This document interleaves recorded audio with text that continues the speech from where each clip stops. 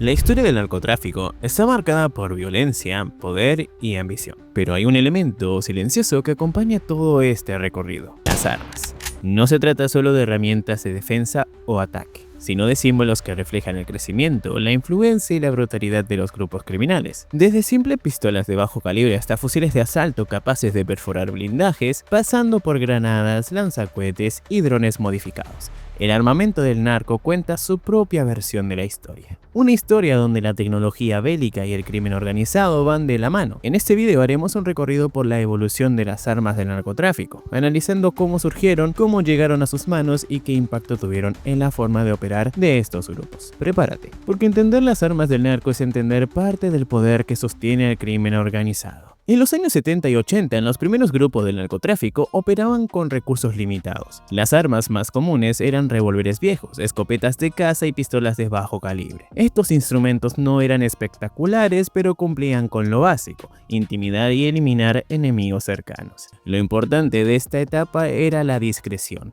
Un revólver calibre 38 podía llevarse oculto en la ropa y usarse para eliminaciones selectivas, muy al estilo de los sicarios en Medellín durante la época de Pablo Escobar. En México, en cambio, se usaban rifles de cacería y escopetas en las zonas rurales, ideales para emboscadas en caminos solitarios. Aunque estas armas parecen modestas, no deben subestimarse. La facilidad para conseguirlas en el mercado negro, sumada a la corrupción policial que permitía el desvío de armamento, las convertía en herramientas efectivas. El crimen organizado todavía no era un ejército, pero ya empezaba a sentar las bases de la violencia armada como medio para consolidar poder. El verdadero asalto llegó a finales de los años 80 y en los 90. El dinero del narcotráfico permitió adquirir fusiles de asalto, principalmente el AK-47 y el AR-15. El AK-47, conocido como cuerno de chivo, se volvió legendario por su resistencia. Podía disparar en condiciones de lodo, polvo o lluvia sin atascarse. Además, su munición de 7.62 milímetros ofrecía una capacidad de penetración mucho mayor que cualquier pistola. Esta arma no solo era útil, también se convirtió en un símbolo de poder. Ver a un sicario con un AK-47 colgado del hombro era una muestra clara de quién mandaba.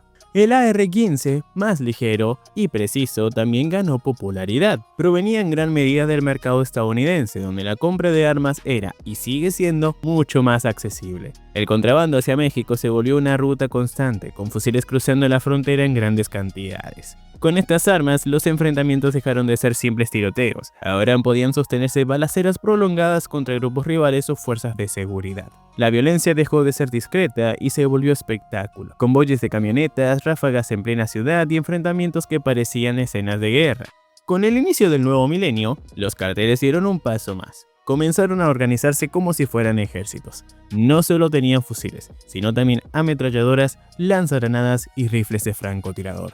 La joya de la corona fue el Barrett calibre 50, capaz de perforar blindajes y detener vehículos con un solo disparo. Ese rifle cambió las reglas del juego. Con él, los carteles podían enfrentar incluso a convoyes militares. En varias ocasiones se documentó el uso del Barrett para derribar helicópteros o destruir motores de camionetas blindadas. Era un arma de guerra en manos de criminales. Los grupos también comenzaron a personalizar sus arsenales: pistolas bañadas en oro, fusiles decorados con imágenes religiosas y armas con incrustaciones de piedras preciosas se convirtieron en símbolos de estatus. Ya no era solo cuestión de acabar con la vida de alguien, se trataba de mostrar poder y lujo. Además, los carteles empezaron a blindar sus vehículos de forma artesanal, creando los llamados monstruos o narcotanques, camionetas reforzadas con placas de acero capaces de resistir disparos de alto calibre. Estos vehículos les permitieron realizar incursiones en territorios enemigos con mucha más seguridad. Este nivel de organización y poder de fuego superaba por mucho al de policías locales, lo que obligó a los gobiernos a desplegar fuerzas militares para intentar contenerlos.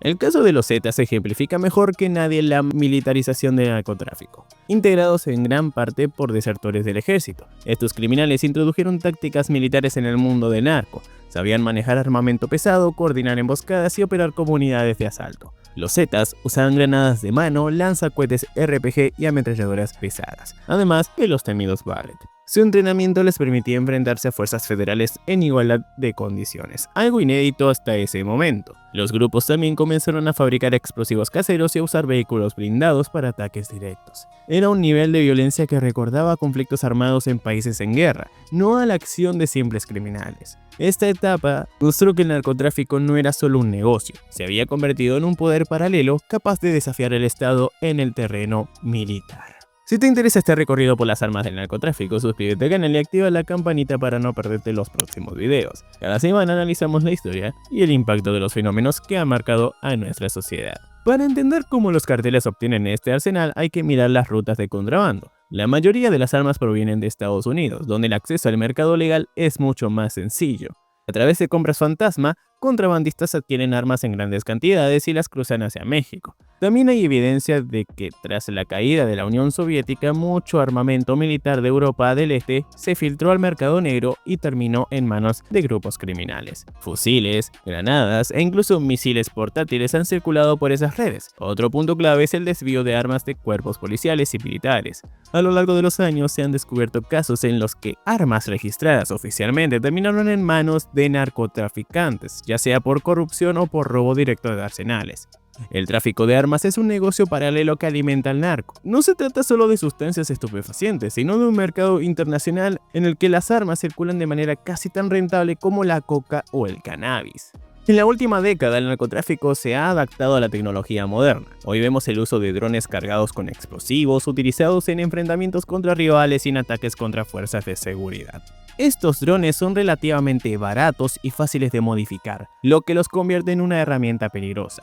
Otro fenómeno son las llamadas armas fantasmas, fabricadas en talleres clandestinos con piezas compradas en internet o incluso impresoras en 3D. Estas armas no tienen número de serie, lo que las hace prácticamente imposibles de rastrear, aunque no siempre son tan duraderas como un fusil original. Cumplen perfectamente con el objetivo de intimidar y matar. Los carteles también aprovechan la comunicación encriptada y los avances tecnológicos para coordinar operaciones de forma más segura. Ya no solo se trata del poder del fuego, sino también de la inteligencia tecnológica. Todo esto nos lleva a un escenario preocupante. El narco cada vez depende menos del contrabando tradicional y más de la capacidad de fabricar o adaptar su propio arsenal. Esto les da independencia y les permite innovar en métodos de violencia que antes parecían exclusivos de ejércitos modernos.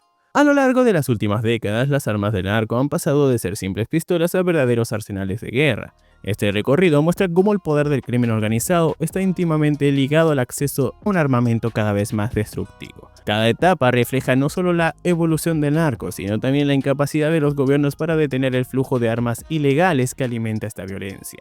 Desde los revólveres de los años 70 hasta los drones explosivos de hoy. El mensaje es claro: mientras el narco tenga acceso a armamento, tendrá la capacidad de desafiar a cualquier autoridad, y aunque el futuro es incierto, lo que sí es seguro es que la relación entre armas y narcotráfico seguirá marcando la historia de nuestro continente. Hemos llegado hasta el final. Si te gustó este video, no olvides dejar tu like, suscribirte al canal y activa la campanita para no perderte ninguno de nuestros próximos temas. Nos vemos en el siguiente video.